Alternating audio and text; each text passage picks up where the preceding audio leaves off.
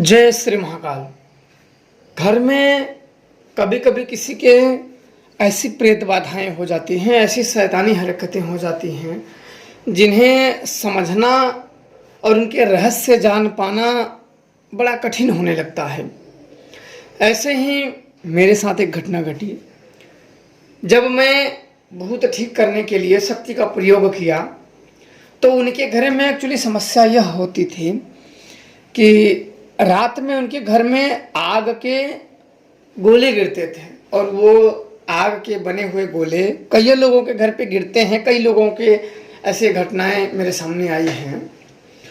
तो रात में बड़े से आग के जलते हुए गोले गिरते हैं, फिर वो उछल उछल के इधर उधर उसको पकड़ने की भी कोशिश करते हैं, उछल उछल के यहाँ वहाँ भागता है। तो ऐसे ही केस आया तो मुझे बड़ा अजीब लगा कि अरे ये बड़ा अजीब केस है कि आग के गोले आना, फिर उसे पकड़ना, फिर उसका ना पकड़ाना। जैसे आप कोई खांची या कोई तगाड़ी बर्तन जैसा आप उसको ढकने के लिए जाओ, जिहूँ आप ढकने के लिए उसके ऊपर रखो तिहूँ वो उछल के दूसरी जगह बॉल की तरह चला जाए, फिर वहाँ रखो तो फिर तीसरी जगह, ऐसे उछल उछल के काफ़ी परेशान करता था।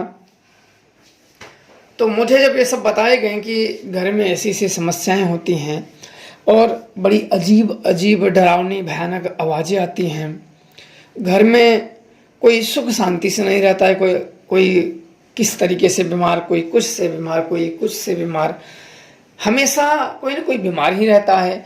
और कलह छोटी छोटी बातों पे लोग तहस में आ जाते हैं, कोई किसी का बात बर्दाश्त नहीं करता है। इसकी वजह से झगड़े का माहौल निरंतर बना रहता है। तो मैंने सुना तो मुझे थोड़ा सा अजीब लगा कि ये तो बहुत थोड़ा सा हटके कहानियां हैं। अप्रत्यक्ष रूप से कहीं कहीं समस्याएं अधिक प्रबल होती हैं। यहाँ तो बिल्कुल प्रत्यक्ष तरीके से समस्याएं चल रही हैं। तब उसके लिए मैंने वहाँ जाना, मुझे भी एक्साइट था कि चलो अच्छा देखते हैं कैसे समस्याएं किस चीज़ की हैं। तो वहाँ मैं संध्या के समय में, जिस समय वो गोल गोल गिरते थे, वहाँ से उस समय में मैं गया तो उनके खेत, एक उनके घर के एक खेत पीछे, वहाँ से वो आगे उठती थी,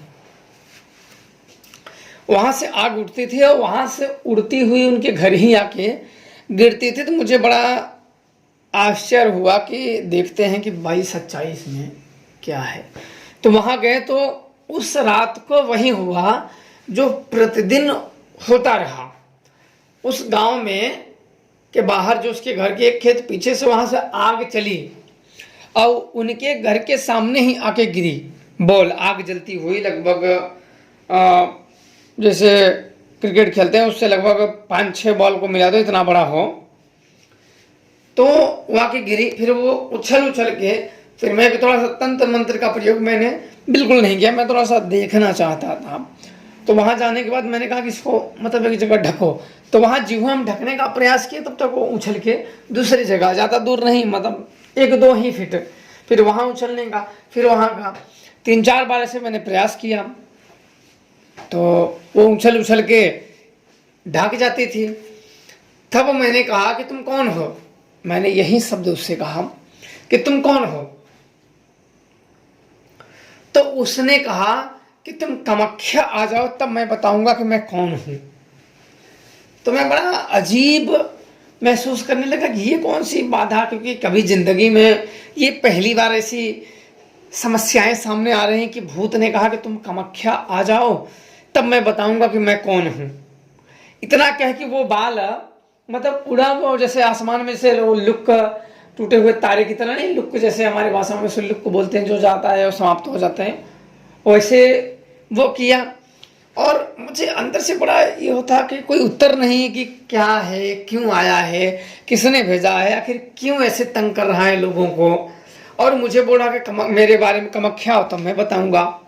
फिर कामाख्या आने का क्या मतलब, वहाँ क्या बताएगा। मेरे मन में भी एक्साइट था कि चलो सब चलते हैं।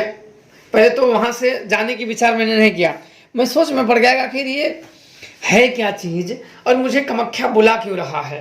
ये कोई प्रेत है या शैतान है या किसी तांत्रिक की या अघोरी की भेजी हुई शक्ति है, ये कौन है।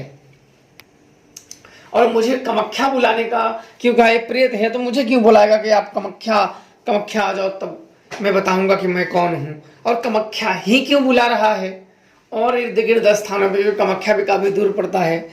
तो मैंने उनके घर, जिनके घर में समस्या थी, मैंने कहा कि अब ये समस्या नहीं डालेगा, मैं आपको विचार करके मैं बताता हूँ, क्योंकि उस बारे में मुझे समझना था कि आखिर एक्चुअली मुझे जाना चाहिए या नहीं, उसके बारे में मुझे विचार करना था। तो मैं एक जगह शाम को बैठा कि कामाख्यागिर में जाऊंगा, तो उसने अपना नाम मुझे बताया था उसने। तो एक तो प्रेत था कि अरे मैं कामाख्या जाऊं तो नहीं आएगा, फिर तो मेरे अंदर ये था कि मैं अपनी शक्तियों से उन्हें ढूंढ लूंगा।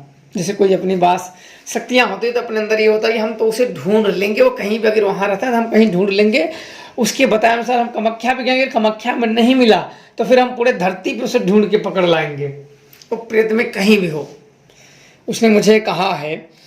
तो फिर काफ़ी सोच विचारने के बाद कि क्या बात हुई, कामाख्या क्यों हमें बुला रहा है, और उसने अपना नाम बताया। फिर वहाँ जाने के बाद मेरे मन में आया कि जो मुझे अपना नाम बताया, वहाँ जाने के बाद, कामाख्या जाने के बाद मैं उसका नाम मैं बुलाऊंगा तो हो सकता है वो आए।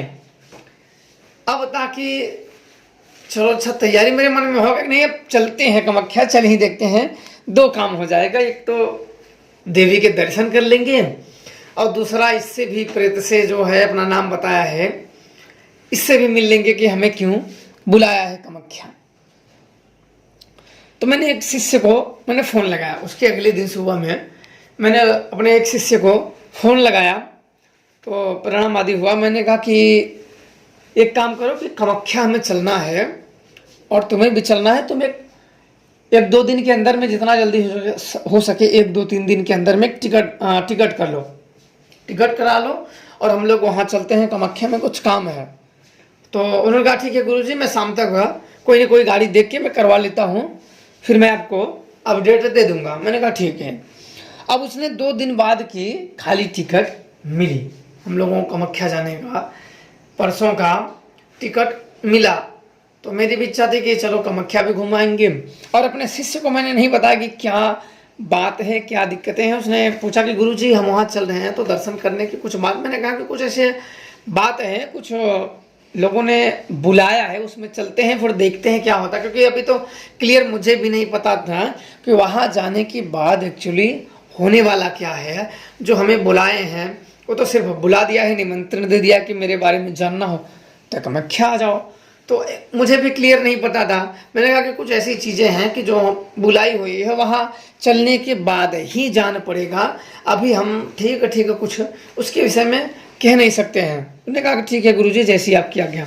तो हम और वो मेरा शिष्य दोनों तैयार हो गए चलने के लिए। 2 दिन के बाद सारे, मैंने कहा कि सब सामान, जो जो जरूरी सामान है अपने, वो पैक कर लो, ताकि हम लोगों को वहाँ पूजा करने में और दर्शन भी करने में जो ये रही समस्या, इसको भी हल करने में कोई दिक्कतें ना आए। तो वो सब तैयारी में जुट गया। फाइनली तीसरा दिन आया, हम लोग ट्रेन पकड़े, वाराणसी से हम लोग ट्रेन पकड़े, वहाँ से चल पड़े। अब चलने के बाद रास्ते में मैं यही सोचता रहा कि परिणाम का क्या होगा, और वहाँ जाने के बाद हमें क्यों बुलाया है। आखिर मैं उसे जानता नहीं, वो मुझे नहीं जानता, तो मुझे कामाख्या ही क्यों बुलाया। काफ़ी माइंड में विचारें आ रहे थे, चल रहे थे, पर उत्तर किसी के नहीं थे। फिर मन में धीरे धीरे सोचते सोचते, ऐसे ही ख्यालों में सोचते सोचते नींद आने लगी। तब ये हुआ कि चलो वहाँ जाने के बाद हम उसके बारे में देखते हैं कि हमें उसने क्यों बुलाया है, क्या डिस्कस है, आखिर उसके घर में क्यों दिक्कतें हैं, क्यों घर में, उसी के घर में आग आ रहे हैं, उसी के घर में सारी जो समस्याएं हैं, जो बाधाएं हैं जो हो रही हैं। और बहुत लोग आए, वो बाधाएं जीव की त्यों बनी रही। बड़ी दिक्कतें ये थी कि बहुत लोगों ने, ओझा गुनियों ने, बहुत लोगों ने देखा, समस्याओं का हल करने का प्रयास भी किया, लेकिन वो असफल रहे। कहीं ना कहीं जब आते थे तो 2 दिन 4 दिन वो फिर ऐसी क्रिया नहीं होती थी, वापस से फिर वहीं शुरू हो जाता था। तो सामने वाले जब आते थे जो क्रिया करने या जो हटाने आते थे, वो कह लेते हैं कि हमारे बस की बात नहीं है, कोई बहुत बड़ी तांत्रिक बाधा है, आप कहीं और दिखाइए, मेरे बस की बात नहीं है। तो इसके बारे में हम लोगों की ट्रेन धीरे धीरे कामाख्या की तरफ चल पड़ी। अगले पार्ट में इसकी जानकारी मैं बताऊंगा, तब तक को आप लोगों को जय श्री महाकाल।